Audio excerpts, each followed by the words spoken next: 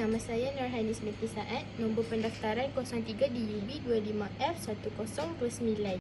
So, the definition of market, a medium that allows buyers and sellers of a specific good or service to interact in order to facilitate an exchange.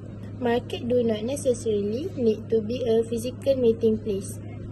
Market structure is defined as the organizational and characteristic of a market.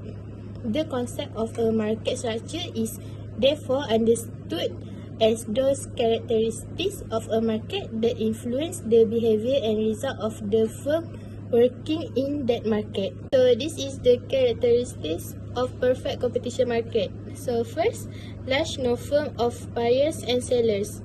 The large number of firm or seller will cause each individual firm to be relatively small compared to the market. So each firm will have a relatively small contribution to the total supply of goods in the market.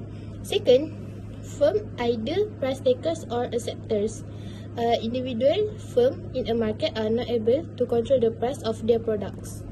A firm will accept a price that is set by the market using price mechanism. At certain price, a firm is free to sell as much goods as its demand. So this one is the perfect competition market merits. So first, allocative efficiency. Perfectly competitive firm always ensure that the factors of production in the economy are utilized efficiently. So second one, cost saving. Firm in perfectly competitive industry do not need a lot of money for advertising because products produced by individual firm are homogeneous and are perfect substitutes for each other. Next, we go to definition of monopolistic competition. So the definition is a monopolistic competitive market is a market structure consisting of many firms producing different products. So this one is the characteristics of monopolistic competition market. First, we have large number of firms.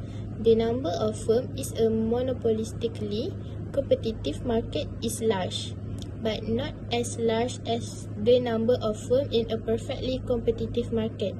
The size of individual firms in a monopolistically competitive market is approximately equal. Therefore, the size of each firm is relatively small compared to the market. Second, we have production of different goods. The products of a monopolistic competitive market are physically different but are produced using the same raw materials. Products are different in design, brand name, packaging, and advertising. The physical difference between the different goods mean that the goods produced by each firm are not perfect substitutes.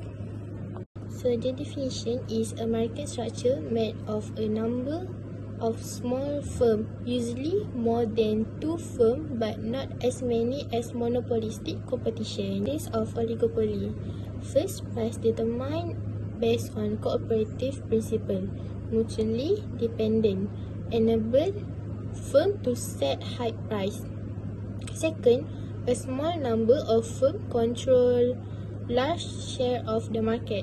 And third, we have non-price competition, competing in design, brand name, free gift, and special offer. Chain of monopoly market. A situation in which a single company or group owns all or nearly all of the market for a given type of product or service. By definition, monopoly is characterized by an absence of competition, which often results in high price or inferior products. According to a strict academic definition, a monopoly is a market containing a single firm. Point is perfect monopoly. It is also called as absolute monopoly. In this case, there is only a single seller of product having no close substitute, not a very remote one.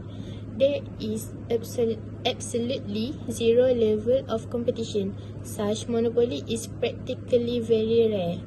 Second, we have imperfect monopoly. It is also called as relative monopoly or simple or limited monopoly. It refers to a single seller's market having no close substitute. It means in this market a product may have a remote substitute, so there is fear of competition to some extent. Assalamualaikum and good morning. My name is Nur Hikmah Alijma binti Abdul Hafiz, and today I would like to talk about how government policies affect the construction sector. The first thing, when the government spends on infrastructure such as highway and public facilities, it creates demand for construction project and material. Tax incentive also encourage private developers to invest in new project, which is to help the sector grow. For an example, the Pan Borneo Highway project generates jobs and business opportunity for local construction companies. So now I'll proceed with the second point, is safety regulation for workers. Regulation ensure the construction sites are safe for workers and that buildings meet quality standards. Environmental rules require proper waste management and sustainable construction practice. The Uniform Building Bylaws (UBBL) in Malaysia guide how buildings are designed and built safely. Next is housing and urban developer. What can I say? Government housing schemes create consistent demand for construction, especially affordable homes. Urban development plan attract private developer to invest in residential and commercial projects. For instance, the Prima initiative promotes the construction of affordable housing nationwide. Next is monetary policy.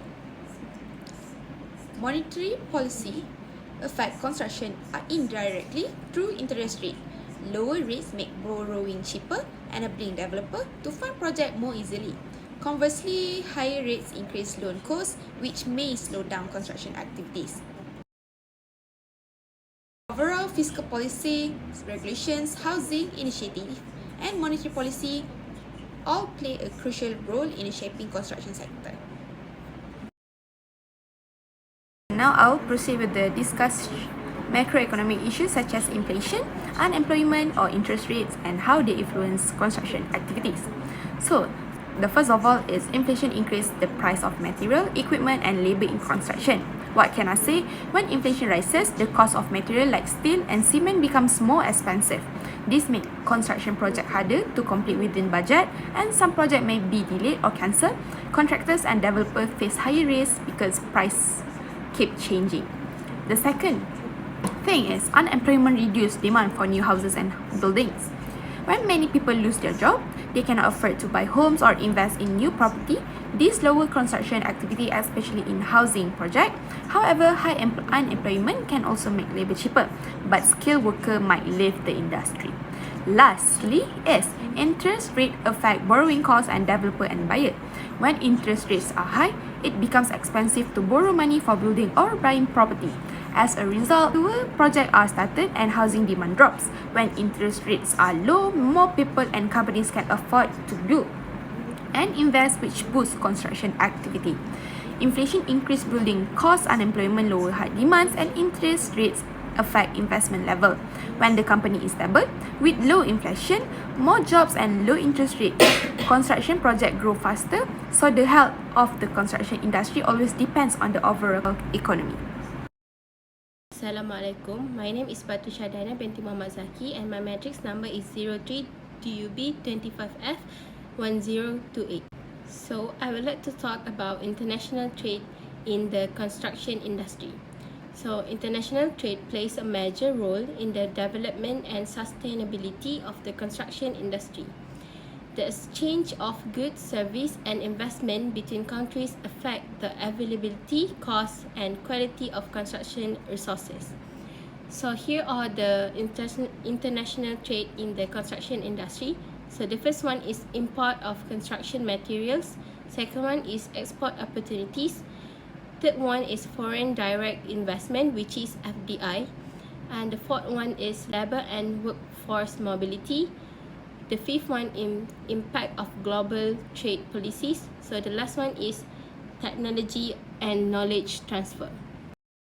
So for the first point is import of construction materials. Many countries, including Malaysia, rely on imported materials such as steel, cement, glass, tiles, and heavy machinery. These allow access to high quality and specialized products that may not be available locally. However, fluctuation in exchange rates, import tariff, or global supply chains disruption can increase material costs and delay project completion. For the second point is export opportunities. Some local construction companies and manufacturers export material or provide engineering and architectural service to other countries. This expands market opportunities and increase national income while improving the reputation of the local construction industry. The third point is foreign direct investment, which is FDI. International investors contribute to major construction and infrastructure projects such as highway, housing developments, and commercial complex. FDI brings in capital, advanced technology, and modern construction techniques that help improve project efficiency and quality. So next is labor and workforce mobility. Many construction sector depends heavily on foreign workers, especially for large-scale projects. Skilled labor from abroad fill the gap in local workforce shortage. However, stricter immigration policies or border restrictions can cause delay, labor shortage, and increase project costs. For the next point is impact of global trade policy. International trade agreement, tariff, and political tension, such as trade war or embargoes, can affect the cost and availability of materials. For instance, restriction on steel import or transportation costs due to the global flu price hike can impact our project budget. So for the last point is technology and knowledge transfer. International collaboration encourage the transfer of new construction technologies, sustainable materials, and digital tools like building information modeling, which is BIM or BIM. This promotes innovation and improve competitiveness in the local industry.